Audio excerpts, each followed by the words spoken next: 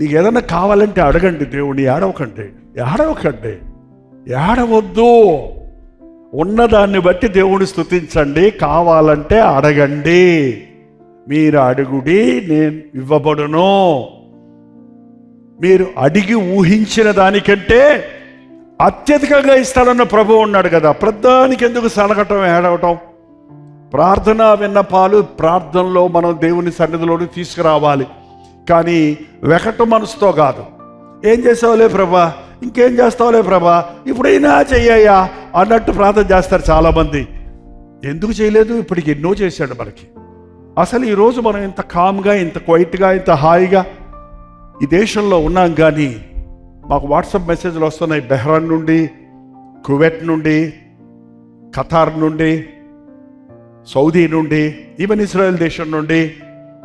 ఇదిగోన్న siren వినపడుతుంది, మేము బంకర్లోకి పరిగెత్తాలి, నాకు రాత్రి అంతా నిద్రపడతలేదు, బాంబుల శబ్దం వినపడుతుంది, భయమేస్తుంది అయ్యగారు, నేను ఒక్కడే ఉన్నాను ఇక్కడ, నాకు ఒంట్లో బాగలేదు, ఒక పక్క శరీరంలో బాధ, ఇంకో పక్క బాంబుల బాధ అని రాసింది ఒక ఆమె అయితే.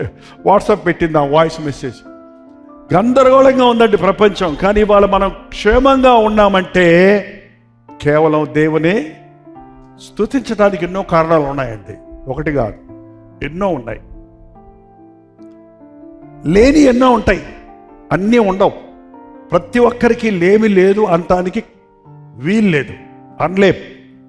లేము ఉంటుంది. ఇవాళ తింటే రేపు పొద్దున మళ్ళీ ఆకలి, మళ్ళీ కావాలి. కానీ నా దేవుడు సమర్థుడు. ఏనాటి కీడు ఆనాటికి చాలు. నీ బిడ్డ చేపలు అడిగితే నువ్వు పామునిస్తావా? రొట్టెలు అడిగితే రాయిస్తావా?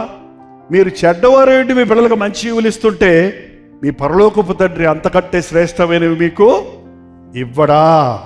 ఇస్తాడు. విశ్వాసం ఉంచిన వాడి జీవితంలో ఏ కొదువు ఉండదండి.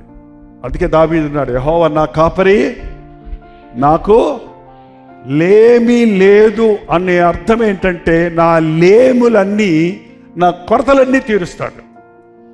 ఆయన నా భయములన్నిటించి నన్ను విడిపిస్తాడు, నా శ్రమలన్నింటించి నన్ను తప్పిస్తాడు, నా అపాయాల నుంచి నన్ను తప్పిస్తాడు. కారణం నన్ను కాపాడువాడు కుణుకడు. నువ్వన్నా కుణుకుతావు, కానీ ఆయన ఒక్క క్షణం కూడా నీ మీద నుండి తన దృష్టి మళ్లించడు. మనం ఆరాధించే దేవుడు ఎంత గొప్ప దేవుడు తెలిస్తారండి. మనకి ఈ భయాలు, భీతులు, ఈ కలవరాలు, కంగారులు అవసరం లేదండి.